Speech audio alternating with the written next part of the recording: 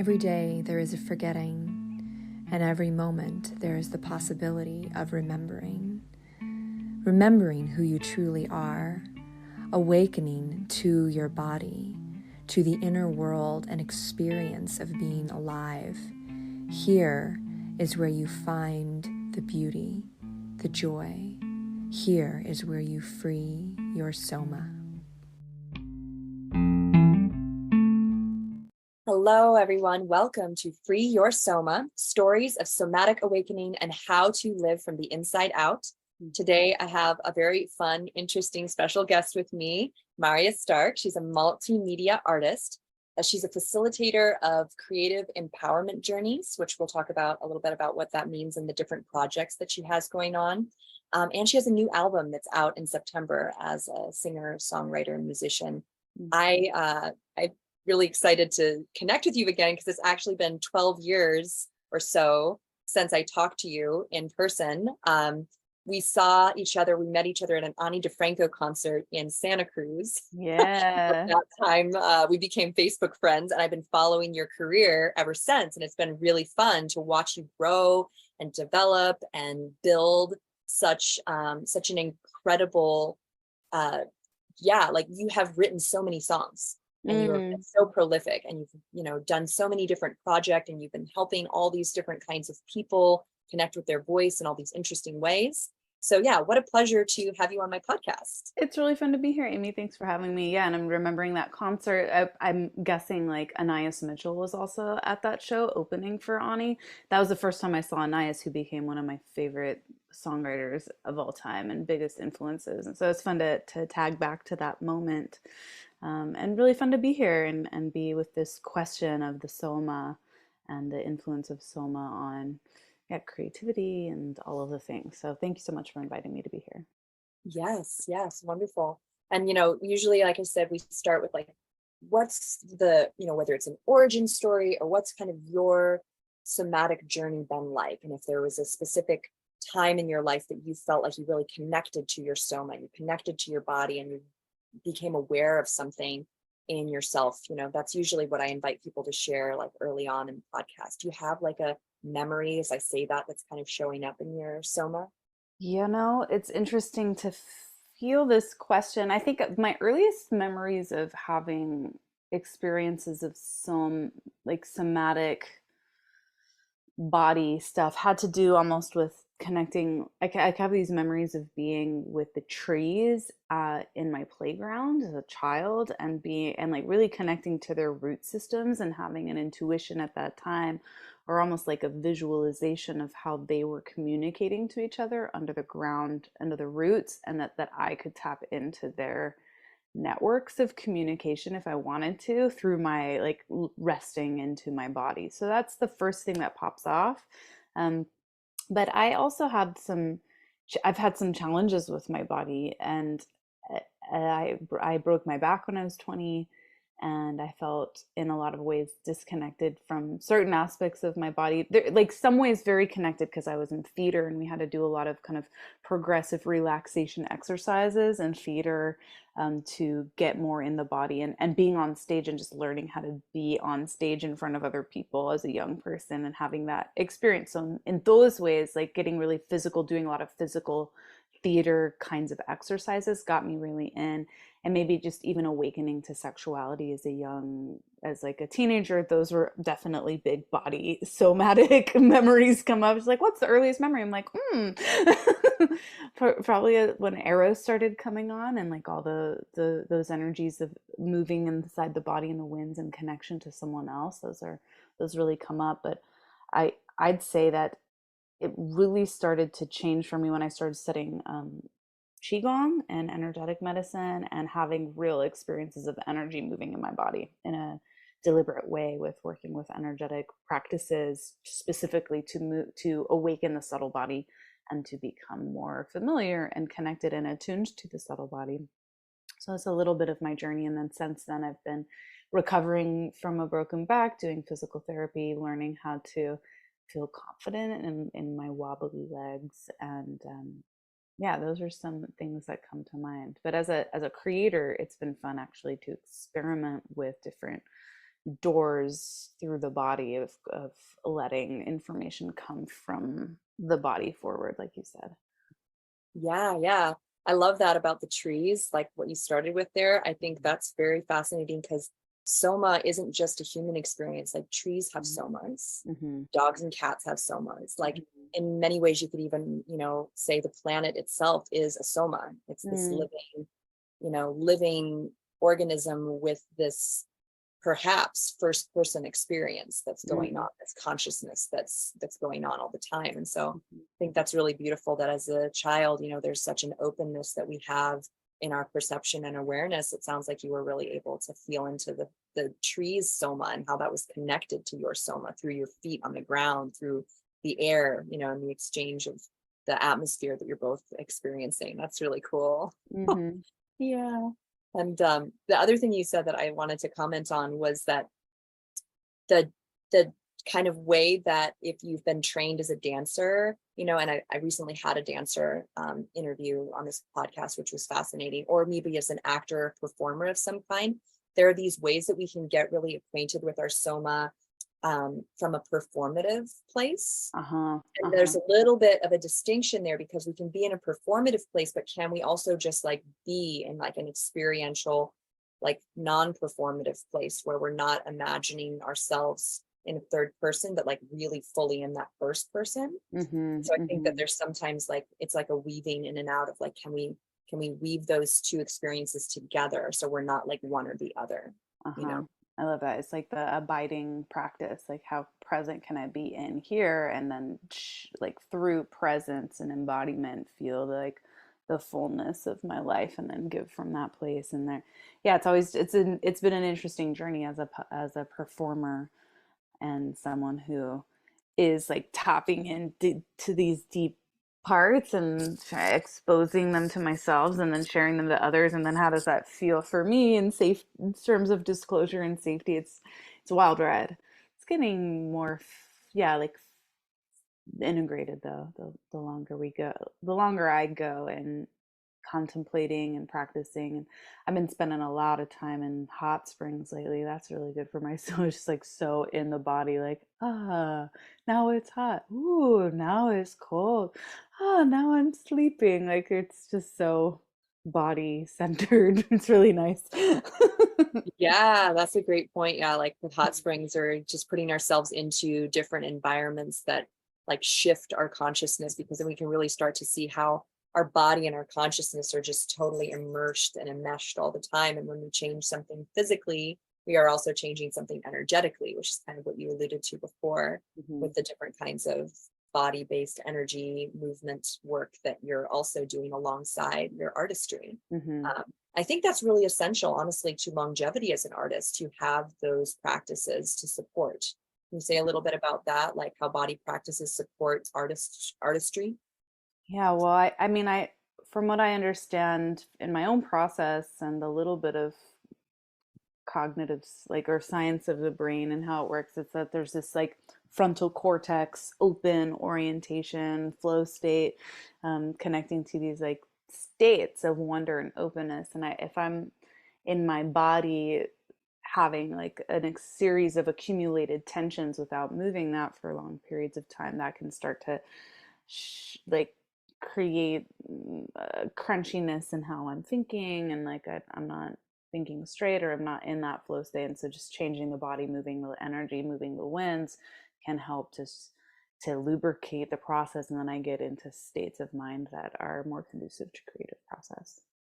Yeah, and I think everybody has different like probably based on how their brains are, more inclined to work. But like, for example, one creative process that I worked with a vocal coach like 2 years ago, which was my first time ever working with a vocal coach, and I loved it. It was amazing. Nice, nice, And she was really big on morning pages, nice, right? But she also had us doing like physical movements before we would sing. She would have us nice. doing kind of these big kind of somatic kind of movements to open things up in our bodies Mm-hmm. before we sing, because there's kind of all these different pathways into our creative flow, to that creative energy. Mm-hmm. And the morning pages can seem like it's this just writing practice, like a writing thing. And I do think that it helps with like, if you're a writer, obviously it'd be a really great tool, but it's a great tool for creativity in general, because it's just kind of about getting whatever's inside out, Mm-hmm. so that there's that flow between what's happening internally and what you're able to share and express and create. Totally, like getting in the practice of putting the stream, the like, yeah, making the connection. I mean, I love morning pages. I go through processes of doing it, them more proactively, and it's always really helpful. Especially, I mean, I like typing stuff out. It's a different process to type it out than actually doing like pen to paper and having the like wood of the paper itself drawing out. Like in Chinese medicine, they say like the wood of a pencil and the wood of the paper actually helps draw the energy out of the liver, which I think is a cool framework for thinking about really like moving stagnation. And also having that creative energy, like the wood elements, like creation, new energy, life, imagination, generosity. It's always like moving out. And that's if I can get into that flow with the pen in my hand, the pencil in my hand on the paper, then it creates a portal for that the the ephemeral world to have a place to come all the way through, which is another really cool part of somatic practice for me, from what I can tell in terms of creative vessel work. Of like, okay, I'm tending a vessel through which I'm birthing unseen realities in through my lens and effort. And then if I'm in a process, like what is the actual bridge that gets built? Well, it's the bridge of deliberate, dedicated attention, and what am I doing with my body with these tools. And so yeah, morning pages is definitely essential for me in priming the pipe. Cool. I love that. I didn't know that about the wood. And I had periods of time where I like only exclusively wrote in like journals and Yeah. didn't type.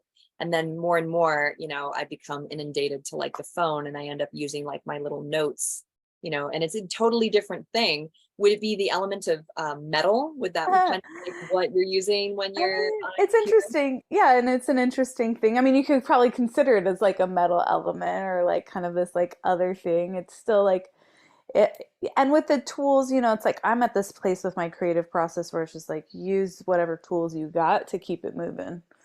But there is something unique. Like it does change for me with like the typing. It has a different exchange than when I'm like writing the words itself. There's something about the like writing it in the body and the soma that does something magical. It opens up different pathways. But there's something cool to I love this idea of like what element is it the metal? It's a mineral element. It's like like an alternate elemental process. I almost think of it as like kind of an ether element.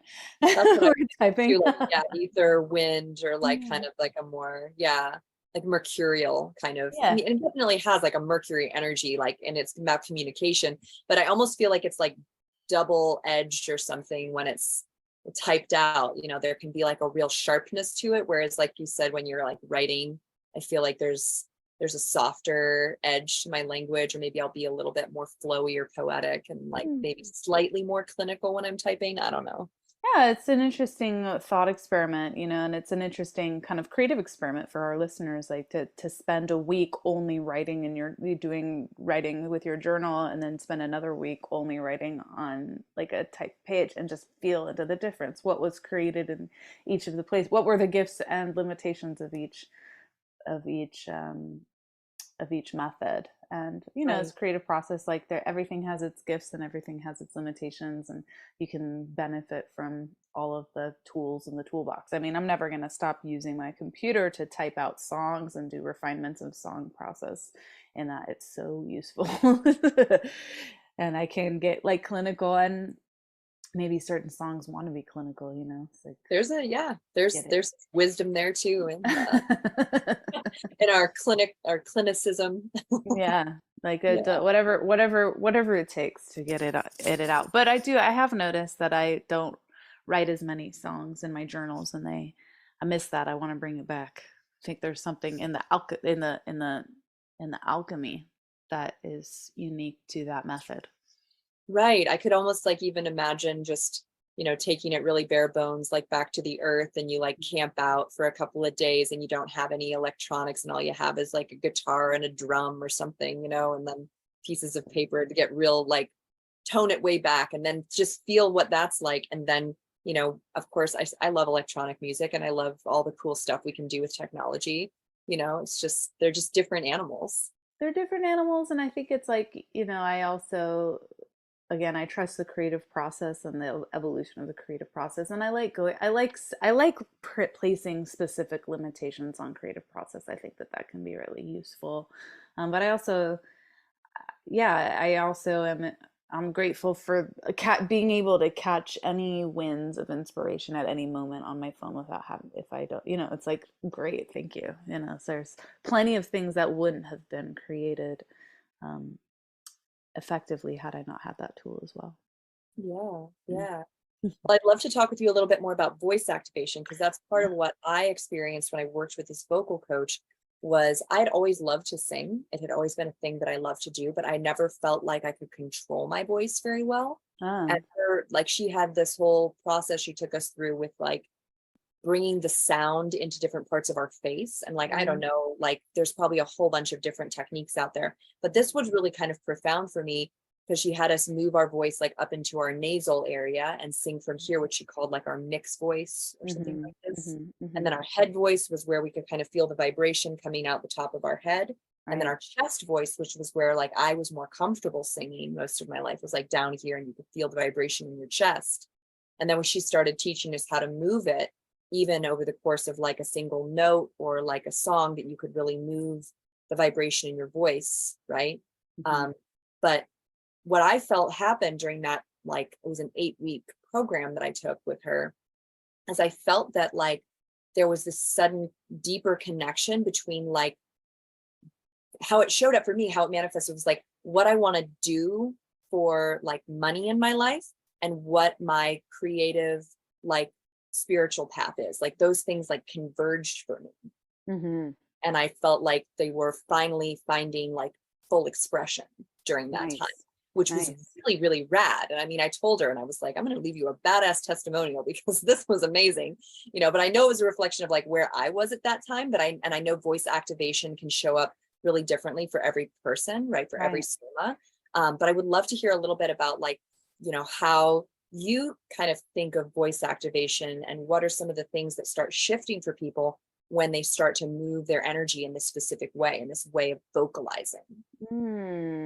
Well, I like to think of the body as primed for making sound, where we do it, and anything that we do without kind of organically, when we bring extra attention to it, it becomes this whole other way of engaging with our reality. So just even breathing, we breathe kind of like it's we don't think about it. It's happening spontaneously, it's happening as part of our life. We don't really think about what we talk, although there's like some will involved. We like can choose to do it or not, but we're just talking, we're not thinking about it. We're making sound, we drop something, we're like, ah, it's reactive, it's reflexive. And but when we bring extra attention to our breath, we take that slowing down, all of a sudden, whoa, our whole state can start to change. And same with bringing our extra attention to making sound. Oh wow, all of our state starts to bring this like, oh, what is the vibration? Oh, how am I sharing something that's inside of me? Now I'm bridging it out through sound and breath and meaning and the shape of my mouth and the shape that my body's, the posture I'm taking as I express it, my facial expression. There's like so many things that we've set that for me I become aware of and attuned to in terms of my relationship with the reality I'm creating, and the Mm. relationship I'm having with the person who's on the other side of my communication, or the relationship I'm having with myself and divinity, with how much sound I'm just willing to let move through my body in a moment. And that can be very, very confronting for, at least for me, in ways that I have made myself small, self-silenced, contorted my posture in order to be safe, contorted my like sound in order to be palatable. There's all of these constructs all of a sudden that become lit up just in bringing the awareness of my deliberate attention and deliberate action to what sound am I making, where is it coming from in my body? Where is it coming from in my preparation? What's my intention? What's the sensation like? What am I imagining as it's happening? What am I wanting as it's happening? All of these things that suddenly, like, then this spatial awareness starts to pop out. Like, oh wow, I'm having like a whole spherical embodied experience of congruence of my mind stream, my voice, my body, my breath, my instrument, my relationship to all that is, my collaboration with the divine.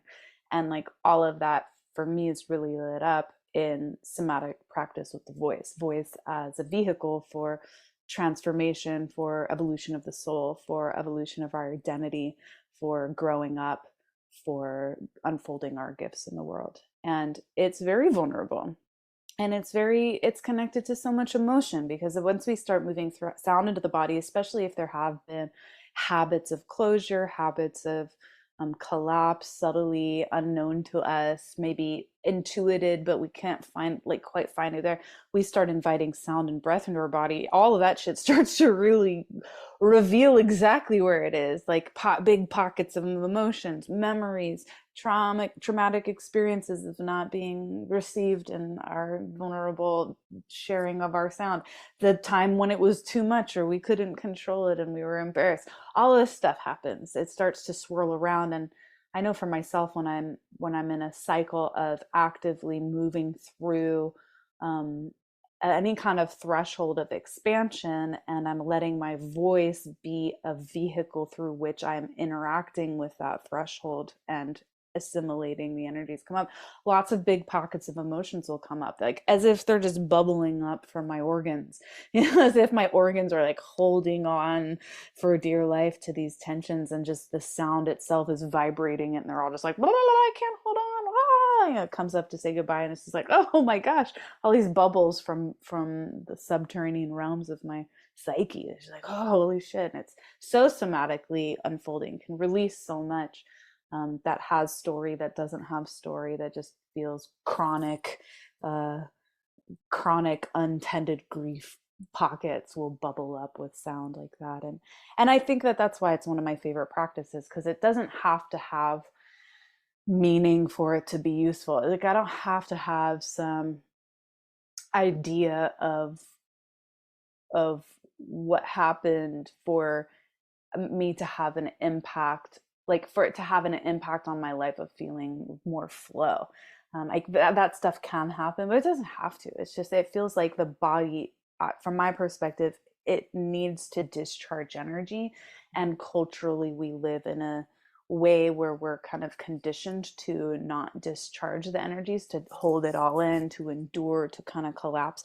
And so any opportunity, I think, for a body vessel to have an experience to discharge energy, it can be completely just change your whole state. It can change your whole self-concept. It can release tensions that have been backlogged for months or years or decades. And then all of this new energy is available. The winds move more. And in like my yogic practices, some of the concepts is that the body just wants to sing when the winds are flowing well. But if we have any kind of like grasping or aversion or like collapsing in any way to subtle like tensions, then these winds get choked off, and then the winds aren't like, the singing voice has more obstacles. And so anytime we like, okay, rest into abiding, breathing, letting the sound move, then the winds of the body flow more as they're meant to. And that can just, I think, create a little bit more homeostasis in the body, more peace, more relaxation, more creative thought, more relaxed dreaming. And at the very least, it can be just pleasurable to feel the sound moving through your body. You're just like, oh, holy shit, I'm an instrument. I make sounds. Yeah. This is super trippy.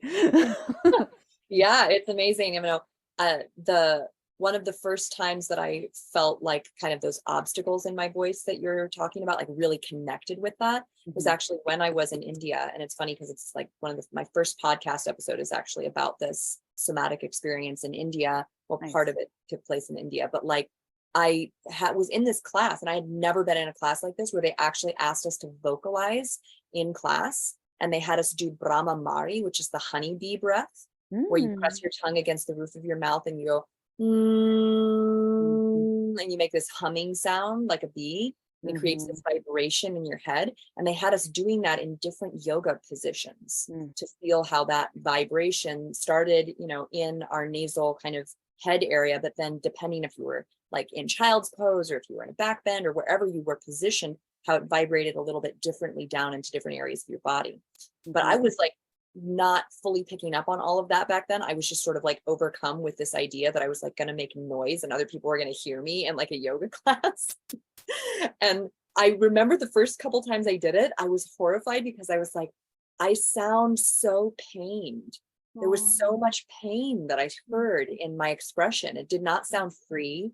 It sounded like kind of like choked, and it sounded like a groan, somewhere between like a groan and a moan, that Mm-hmm. was there was this pain that I had been holding in my body, and at this time I was living in chronic pain. And so it was like really kind of intense to hear that, to like hear myself Mm. and those obstacles, like you said, those contractions and those beliefs and that patterning that was in the way of like my voice ringing through.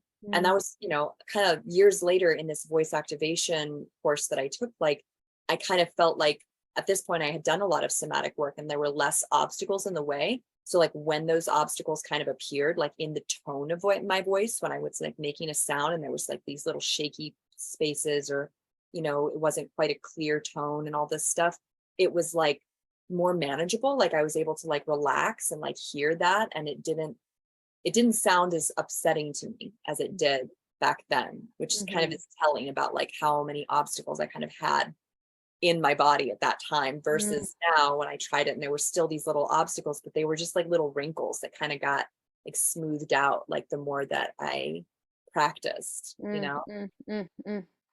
Yeah, and it's like it's funny when you kind of contemplate. I like contemplate it all kind of mythically, holographically, like what's happening on a kind of somatic level, on a like gross level, what's happening on a subtle level, what's happening on a causal level. How does it actually change the kinds of thoughts we have, the parts of our character that we have more access to, the kinds the like places um in our story that are more lit up at any moment, and how does that, and then moving from those places, transform the kinds of conversations then we're involved in, or the kinds of people that we are drawn to interact with, and then what bubbles up in those interactions based on the kinds of things we're sharing. Because something else, like it, like all kinds of realities can change in that way. Like the dream totally it's almost like a total valence shift into. That's why I think people who get into like a thinking, oh, you can do work with the voice to change, like on a kind of funny level, you can go to different dimensions, your whole reality can change. And it's like, oh, that sounds interesting, but like, let's think about that. Like, why would a reality change? Like, what's involved in in being in a different paradigm of, and a different valence of your lived experience, based on, again, what's opening, and what kinds of things are arising naturally as a result of how you feel in your body, like all of it. And when I started really playing with the voice from a somatic place, like I've been a singer my whole life, but when I really started considering it as like a vehicle for transformation, for consciousness, spelunking, soul spelunking, exploration of my mind, exploration of my imagination, exploration of my relationship to the divine, and to how I was observing reality.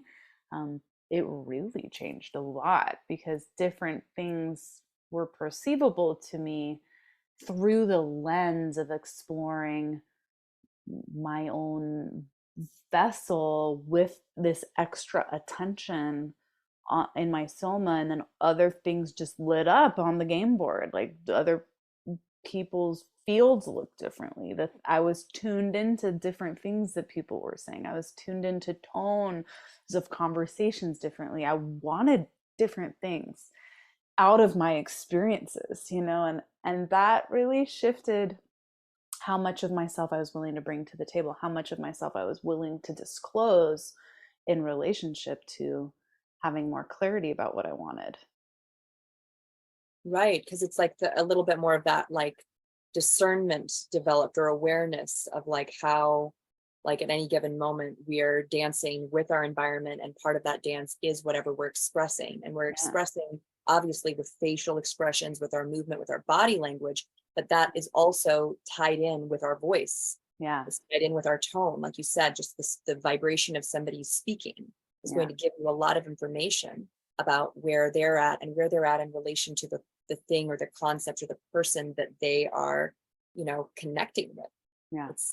It's all this sort of, as you said, like holographic interconnected thing. And I can totally imagine that it would shift your timeline to go, like for me, from thinking, you know, I had this identity back then in 2015 as like, oh, I'm a yoga teacher and I'm good at public speaking and da da da da da. And then I'm in this yoga class, I'm asked to vocalize, and I'm like, my whole paradigm started to shift because I'm like, why do I sound so miserable and so scared? That's not the self that I like outwardly identify with, but that's what I'm holding. That's what's inside right now, you know? And so it kind of did it, like it was part of a paradigm shift that was already going on a bunch of different levels, you know? And I think that it can work, you know, that's kind of like a way where I'm like seeing into, you know, seeing into some dark closets where there's some stuff hanging out there I didn't know was there, right? But it could work the other way too, where it kind of opens you up to this expansiveness of what's possible, right? All the different timelines that are possible for our consciousness to be tuned into. And that through engaging and interacting and playing with our voice, we can start to, as you kind of said, like open these different portals to different kinds of experience that's all available now. It's all available right now. It's about whether we're having access to it. And Right. I can totally see how the playing with your voice and the dancing with it would start to stimulate these different possibilities in your environment. That makes sense to me personally. Yeah. Well, and also like think this other thing you're sharing about is just like, oh, I have this whole identity concept, and then I'm like exposing myself in these other parts that I maybe are more embarrassing, or they're not congruent with who I think I am, and then it's like, wow, I really get to engage with these parts of me that are not me, or these parts of me that are inherited, or these parts of me that I've dissociated from, or I don't want to be associated with, because that it's not okay to be that. And like the acceptance of like, oh, maybe I'm this also, you know, or maybe I'm confident and insecure, maybe I'm both. And like, what is it like to have a vessel that can be be available for those things, and have the sound be ugly and be like cool, you know, like, but like just like have no distance from that experience, and like this also gets to be part of my lived experience and part of my like an integrated whole person. Now I can play with that sound and like edge a little further, and we can always go back to sounding insecure, and we can also get stronger, and then we can like play back at insecure, and we can like have the range. And I think exploring voice as a way to increase our range of sensation and our range of what parts of ourselves that we're willing to become familiar with, and be in relationship with, and have tending with and hold, and is super powerful, and for me has been very integrative and healing, because I have gotten to encounter parts of me that even as like a strong singer, I was just like, oh, there's like this whole kind of um, cathedral of my like reality that I haven't entered into with my sound. How very interesting. Like, what would it be like to open up that vault? And there's all new vaults. There's new vaults opening all the time. And I think that's the another fun thing in terms of, yeah, sound as an ally, because I think these explorations can be done through many methods, and you know, it's like just the unfolding of like what can we be aware of? How can our imagination create these like vault, you know, palaces of of the dream of being. And but sound is such a great ally and vehicle for having like a friend, or like to go through into those places with, or having a boat, or like traveling on the sound. And when the boat gets rocky, it's like, ooh, like these the body's kind of shaking and relax, you know, it's opening up new for more energy to come online. And yeah, it's really cool, and it's always changing. I mean, I think the sound journey, the journey for me of like where am I allowing the sound to take me in terms of my experiences, it's endless. It keeps opening new exciting experiential doors. And it feels like one of those, like if I had to have a religion, or like a wholeheartedly commit to a certain paradigm of spirituality, it would 100% involve this voice on some level, or like as this vehicle of prayer and devotion to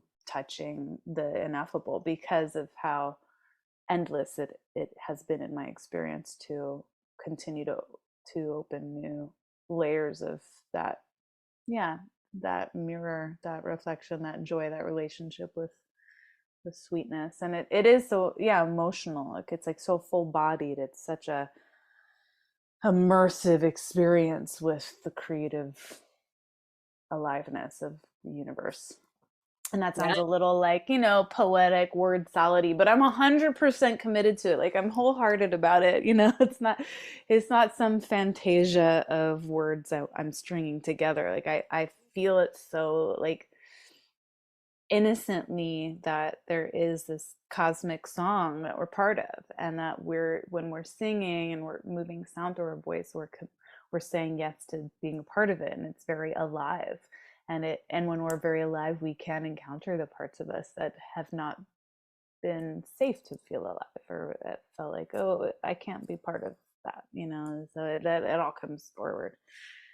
Yeah. Yeah. I mean, I definitely like felt like recently with the, not necessarily, well, it was kind of like there were parts of me that were in the closet or like hiding or like under the bed. And then they came to the surface, right? Like Mm-hmm. 2015. And then more recently, it was like things that were dormant, energies that I didn't have access to suddenly got connected to like the larger framework of like my body and myself. And I was like, oh, you know, this is moving now. This is exciting. Like now I feel that there's an actual way to express my individual creativity, my individual message, my voice, my thoughts and feelings are more accessible because I've connected at these channels to like move it out. Right. And so many spiritual and religious practices around the world all have singing, the call to prayer, or like different vocalizations that people do, right? Whether it's chanting, or hymns, or, all kinds of vocalizations that are about what you're talking about connecting us to the divine. And I feel like there's such different language that people can use to talk about this. Like Mm-hmm. I'm not super versed on it, but I do know that, when we hum, when we sing, when we chant, it's connecting us to our vagus nerve. It's stimulating Mm-hmm. all of that, like down into our bodies and helping our nervous systems to regulate Right. and to release stress, right? Mm-hmm. And that's part of the reason. Obviously there's a lot more to it. The reason that some of the first thing that we do once we're born is we scream and we make noise in our little tiny bodies, and we're Mm-hmm. waking up our nervous system to respond to the life around us and to Mm-hmm. ask for help and to get our needs met, and all of those Mm-hmm. things that we're doing. Sound is so incredibly innate to us as human beings. And as an explorer of that, what I found really interesting about like how watching your career develop is like, not only is it just beautiful and exciting and fun to see what you're up to and the different collaborations that you have, but how you really have created not only like obviously an internal relationship with sound and with music, but you create relationships in your life with Mm-hmm. other collaborators. And then now you're starting to share and talk about, um, intimacy and the way that being expressed and being connected to your voice can improve your intimate relationships. Would you say a little Mm-hmm. bit about that? Ah, yeah. Disclosure. Disclosure and willingness to be, I mean, first and foremost, just in touch with having a literacy of our own emotions and our needs and our values, and then the courage to feel willing to disclose that to another, and create a field of energy that, or like that can contain disclosure. And I mean, I'm very passionate about compassionate communication and relationship studies.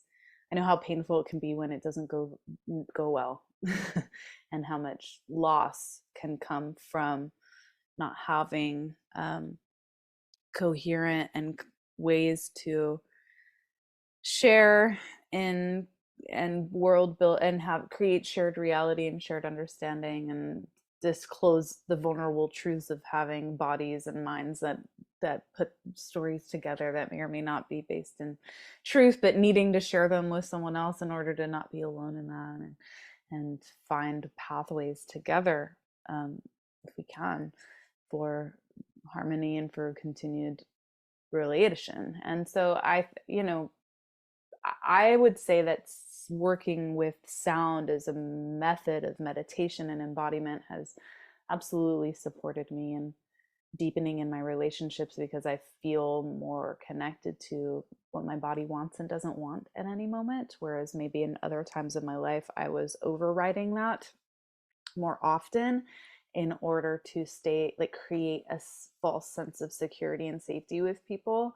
But then there wasn't full disclosure on my side, not because I was hiding as much as I wasn't in contact necessarily with the truth of what my body was overriding, and where I was self-abandoning, in order to maintain kind of like a sense of homeostasis. And I think that we do that, and I think that it's part of like a culture of codependency and enmeshment, and like working out family dynamics, and those are things I'm studying and curious about. Maybe it's not all of that, but I think there's a natural desire for many of us, at least for me, to like make sure everyone's okay and happy. And I think to be be willing to be a voice to disrupt the status quo and to challenge what has become a symbiotic or stagnant dynamic between people can be very scary. And I think that singing and toning has created a sense of increased safety in my own body, regardless of what the outcome is of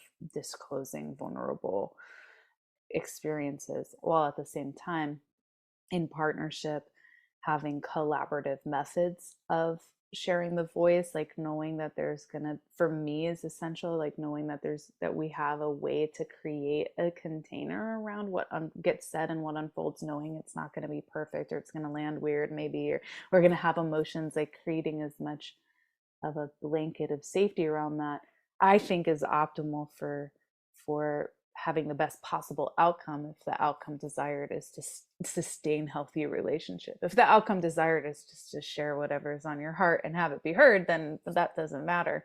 But I think for me, I still cherish, like, I desire for the relationship field to be tended, and still have disclosure within that tells the truth, so that there is a maintained sense of integrity within the room. And I think all of that takes time to discover. It's not automatic. We don't come up knowing this stuff. I think it's part of the unfolding of these bodies. And again, like coming back to the Soma, like there's so much information. Like for me, for a lot of people, if you're someone who grew up depressed, or you had different things, like you might have a kind of a frozen like nervous system state that kind of goes into this like dorsal. You might not feel everything that's true for yourself, and that certainly has been the case for me. And I've been learning, like, oh, how do I feel more of what's alive in my body and make space for these feelings, and not immediately project them all on the person that's stimulating these sensations in my body, but also include them in my experience, so I don't have to push them away or alone, or bring weird energy into the interaction. It's like, it's so vulnerable. And yeah, with collaboration, all of that is really the playground for exploring that. And hopefully you have partners in the gym of all of that, who are compassionate towards the human unfolding of that we're learning this together. One of my mentors, she talks about, like, we're all unpacking these dynamics together, slowly thawing generations of self-silencing and self-abandonment for the sake of maintaining, like, surviving within the cultural status. And like that, where every new generation has an opportunity to unpack some of the outdated survival patterns and grow into greater self-trust, and then greater collaborative, like collaboration. Like I feel like the more I trust myself, the deeper my collaborations can be, because I'm bringing someone who's very trustable to the container. And voice has been an absolute anchor in helping me develop that over time. Yeah, when you were saying before about the culture of codependence and like the way that we will, self-abandon unconsciously a lot of times, like you said, we don't even have access to what we're really feeling, and we're just gonna go along with, placate, or do whatever is the first layer of like our consciousness and our abilities, whatever the first programming is that says like this is what you do in this situation, a reaction or whatever it is. And how that kind of is sort of an analogy for like having a bias towards like harmony, or thinking that there's only like a certain way to sing that sounds good. And what I hear you unpacking a lot in your languaging is that we can like actually be more neutral than that about sound, for example. We can recognize that like, while, there may be like a certain body response that we have when we hear a harmony, and there may be a certain body response we have when we hear dissonance. It doesn't mean that dissonance is wrong. And it doesn't mean that dissonance doesn't have a place and a function in the world of sound, right? Even over like the course of a song or something like that, there could be an absolute perfect place for this dissonance to live for a moment and be for a moment. And the way I think about it too is kind of with this, these ways that we're like, I don't know, turning away from sometimes, like, oh, I don't want to sound bad. I don't want to sound like dissonance. I don't want to have this miscommunication happening, this argument, right? In my relationship, how do I, because I'm a Libra moon, if we're going to get like astrological with it. So I'm always like, oh, harmony at all costs. And it becomes this like tyrant of like, no, actually the fight is good. You don't want to stay ugly. You don't want to stay dissonant the entire time. Maybe we do sometimes, but like you want to get back to maybe that place of harmony, but that dissonance is going to actually like show you what harmony is. It's going to actually be the pathway back to that. You would have no idea, that this song that you're singing is outdated, or that it's no longer like quite relevant to this situation, if you didn't have some kind of break where somebody was, like you said, disruptive or off key, and then we need to start over and find how our voices mesh together now, because things are maybe different than they were a couple of generations ago, right? They're different now. They're different in this relationship than they were in my last relationship, or in this moment than they were 3 weeks ago when we were having the same conversation. And those are the places with singing and communication that I feel like it is a practice. It's an ongoing practice that's never really finished. Like if you are in a long-term relationship with somebody, whether it's like a lover or, a family member or something, like there may be issues in the relationship that you talk about over and over and over. That same situation, that same story comes up again for review, and you have the same or slightly different variations of feelings come up about that topic. But if you work with that creatively, like, and, I'm speaking from like kind of an experience in my marriage of like us working through these things creatively over time, things that would have normally, if we kind of just imagined like someone telling us about like a situation, be like, oh yeah, that's a deal breaker, that would have just destroyed your relationship.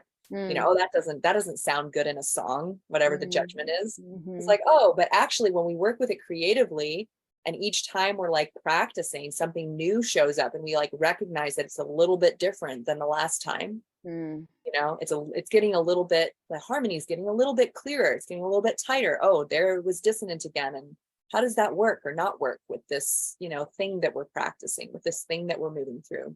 What I've seen is that it's part of the evolution, like of the relationship over time, to repeat those same stories until they actually sound very different than whatever they sounded like when we first started talking about it, whenever it first happened, right?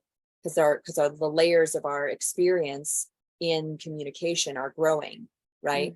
And I mean, obviously that's like, this is like coming from a growth mindset versus, what you mentioned, which was like, sometimes we just want to say our truth and like speak our piece, and like we don't really care if it just blows everything up, right? But there's another way to do it too, where it's a collaboration over time that's building something, that's building a better communication model, that's building like a lifelong relationship that is bountiful, and again, not to say that burning it all to the ground isn't appropriate sometimes. There's probably plenty of situations in my life where that was the right thing to do. It occasionally, there's a reason buildings burn to the ground. Like, 'cause sometimes they gotta,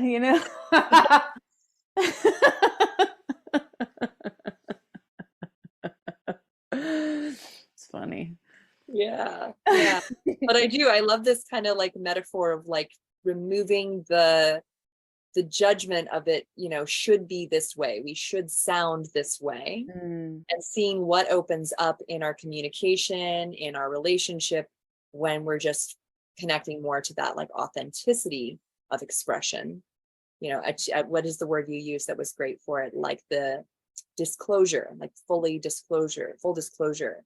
But as you said, like we can't even really do that until we have the knowing within ourselves, until we access it ourselves. How can we even tell someone else until we know it, right? And I don't think that there's even a linear timeline on that. I feel like sometimes like as I'm expressing myself, I'm like hearing myself, I'm going, oh, that's how I feel apparently. Right. And then it's like, well, what is that how and then it's always changing to, you might say it all out loud and then feel really differently about it as soon as you say it. And that's, again, I think like purgative, like the power of sound to help us purge things in our system. It's like, oh, I just need to say it like this right now. And then it like goes away. You're like, oh, that was interesting. I don't feel that way. Yeah, I changed my mind. I changed my heart. I don't feel that way anymore. I think that was a really wonderful lesson to, I have like a 5-year-old son. And so it kind of like, he changes so much, but then I can see like him starting to like hold on to like, no, if I felt this way, I should keep feeling this way. And in a way, I see that like in him, I see that in myself, like the stubbornness of like, holding on to a feeling because why? Like, why is it that I'm so ready to harbor that experience and not just like let it flow? What is that blockage or that like clinging that's there, and what's purpose did it serve at one point to like hold on to it? Right. Like I think, yeah, it does serve a purpose to hold on to it sometimes. I think it like I think about this a lot with my body when I'm like holding on to resentment. It's almost like a little like shield. Like it helps me like for a little bit. I'm like, oh, this thing I'm mad about. I'm like, yeah, look at that. Look at your little protector. Oh, they just get to hold on to this thing that they're mad about instead of like letting it go and having to like feel this whole thing. We're like, oh, I don't want to feel all of that. So I'm going to stay mad over here about this thing right here. It's going to protect me, Right. Oh yeah, no, I feel you. Because like whenever there are those moments where like I feel, like I've been feeling resentful about something, and then there's something that occurs and it drops away, like I feel so very vulnerable. I feel so very exposed or something. And so yeah, I totally feel you on like the resentment being this useful shield that maybe sometimes I'm not ready to bring it down and feel all the feels that are there. Yeah. Yeah. This is amazing. Really, I really think that connecting with my voice was a huge part of becoming an entrepreneur that has a podcast. Nice. Like Awesome. obviously, but before like the voice activation, it was like I said, I still loved to sing. I was, standing up in front of people teaching yoga. I was always using my voice, but there was like a shift when something kind of got activated at a deeper level, when you said like I kind of connected it to like something more than just the things my voice could do, but that it was like an expression of something that was going on internally and of something larger than me, that it had like a purpose beyond just my own, communication or my own like personal journey, that it could be a vehicle for connecting with everybody else, for connecting my individual journey with the journeys of other people. And I know that you have a few different ways that you teach and that you share your gifts with people. Maybe you could tell us a little bit about the different kind of journeys, these creative empowerment journeys that you take people on. Yeah, thank you for asking. Well, and I love that you've gotten to have an experience of what it was like to go on a journey with a mentor and have a dedicated container to really work on it. I have a background in music therapy, and so I love specific containers to unpack certain different processes. And I have a place called Temple of the Muse, which is an online learning space for artists or people who want to explore artistically themselves more. We mostly work with the voice and songwriting as our mediums, but certainly artists of many mediums can come and take the different rides that are presented. I have a 9-month muse devotion that begins in October for women. And this is a space for working with the voice and songwriting as a method for personal growth and for healing with the womb. And we go on a 9-month journey exploring the womb gates and the pathways of initiation that women go through, or people who are born with wombs or socialized women that are welcome, that want to go through the feminine rites of passage through the blood gates. And so we look at women's rights, and it really, the rites of passage in that container are a map of just of self-knowledge and exploration of different stages of development, different aspects of growth, how we're socialized in these different thresholds of our journey of maturing. And the whole time we'll do vocal activation processes, inner alchemy with the voice, and work with writing and our writing process to get that stuff that's inside out. And we'll work with songwriting as a way to have these bundles of song. But I've noticed that women who go through this journey really, they get all kinds of things out of it. A lot of them will unpack their path of giving their bigger gifts in the world, whether they're continue to choose to cultivate song as part of their vocation or not. That just having a space to work on song dedicated to their own journey of the womb becomes this really cool womb incubation for rebirthing themselves in a new way into the world. And so that journey I love. I've been doing that for many years. We're going to be going to Greece in April. For those who want to go to Greece, it's not, they don't have to, but you can do the 9-month journey without going to Greece. But we are going to take a trip to Greece to go to the land of the oracles in Delphi, and to go spend 7 days on the beautiful island of Aegaleus and do some really fun in-person somatic vocal alchemical expressionary processes as well. It's going to be super fun. So that's one of the journeys that I do that's coming up. And then I do some other short form songwriting courses, muse courses, vocal empowerment classes. But the one that's coming up is this one in October, the Voice of My Womb, the Rose Petal Path. That sounds absolutely transformational and amazing. I can't imagine 9 months of really opening up your voice and exploring that inner realm, and also the womb space. Like, this is part of our somatic center, as like my mentors put it, like this space of convergence of all these muscles, but also all these energies, right in that creative sacral chakra place. And stimulating, opening that up from an energetic perspective. I can imagine just there's an incredible outpouring of creativity and individual personalized creativity that people must experience. That sounds incredible. Yeah, it's a super juicy, wonderful space. I love it. It's so wonderful. You also have a new album coming out. Can you tell us about your new album and what it's like? I have a new album. It's called Weightless. It comes out September 1st. And this is a one of my lockdown babies. So I started recording it at the end of 2020. I knew I wasn't going to go on tour for a while, so we went back into the studio. And this album is it's very lush. It's got a lot of vocals and cello. It's mostly like vocals, guitar, and washing cello. I wanted to make an album that was just a mood of lushness. And so it's coming out. There's some singles that have come out already.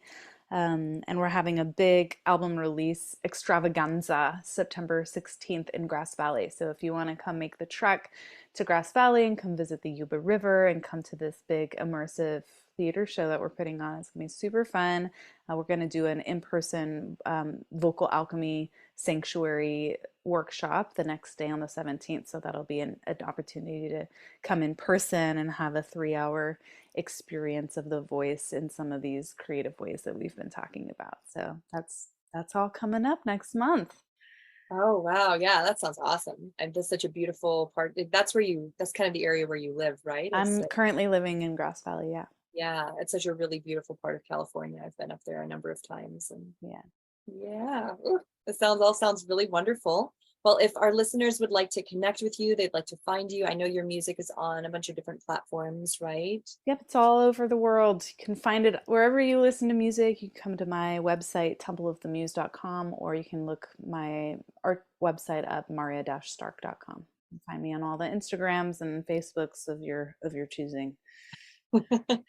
Absolutely wonderful. Well, thank you so much. Do you have any kind of last thoughts, or anything to kind of leave our listeners with about singing, about voice activation, about relationships, anything that kind of flows into your mind at this moment?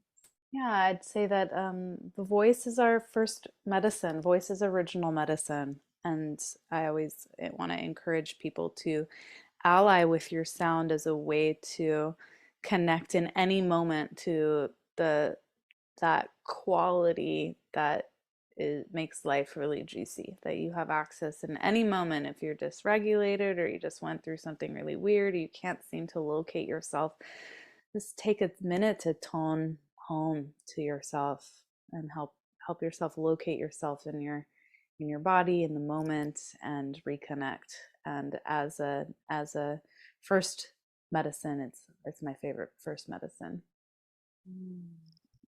Beautiful. On that note, could you make a sound for us? Yeah, why don't we just all tone home right now together? Taking a deep breath in, and breathing out one final tone right to the center.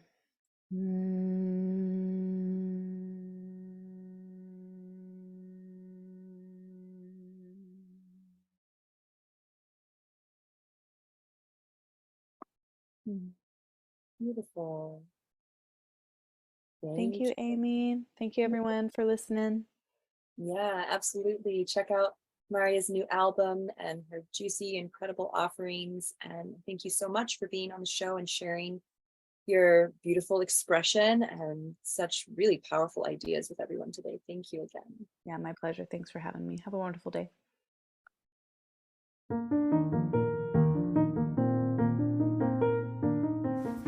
Hello, everyone. I'm Amy Takaya, and I have an exciting announcement. At the end of September, I will be hosting my first full-length retreat. Somatic Awakening will take place in the San Gabriel Mountains. This 3-day transformational experience will include Hana Somatic Movement, hands-on somatic bodywork by my father, William Davis, my cousins, Seiji Oshenza, and myself. We will also explore somatic yoga and mudra practice, as well as an end-of-the-day sound healing to deepen your calm and release. Only 9 spaces are available for full-time participants.